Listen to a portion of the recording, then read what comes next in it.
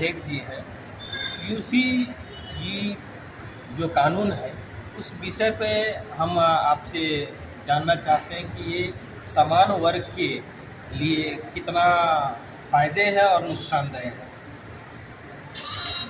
ऐसा है कि यूनिवर्सिटी ग्रांट कमीशन रिपोर्ट अरे राजपत्र जो अभी हमारे हाथ में मिला, मैंने उसको सरसरी निगाह से जब पढ़ा तो हमें उसका सरकार की मंशा ये थी कि विश्वविद्यालयों में ऊंच नीच का भेद खत्म हो जाए, छुआछूत न हो, जो निचले वर्ग के छात्र या गरीब छात्र हैं या कमज़ोर हैं उनको समानता का अधिकार मिले, उनका उद्देश्य है।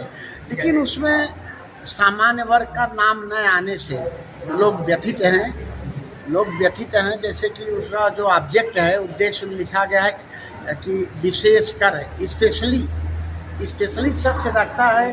तो सामान्य वर्ग व्यथित है कि हमने क्या अपराध किया।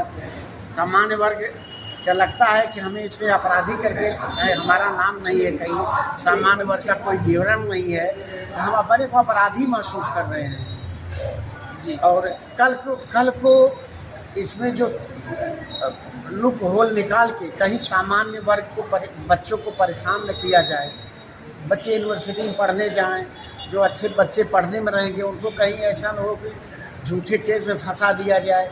क्योंकि इसमें कुछ ऐसे जैसे है कि जो कंप्लेनेंट है अगर वो नहीं चाहेगा तो उसको नाम बताया नहीं जाएगा, कमेटी एक्शन लेगी। व्यवस्था उसमें है, अगर सामान्य वर्ग का कोई भी व्यक्ति परेशान किया जाता है, वो होता है, तो वो ऐसा नहीं है। वो लास्ट में जो कमेटी के निर्णय के बाद आप लोकपाल के यहाँ अपील कर सकते हैं और कोर्ट में भी जा सकते हैं।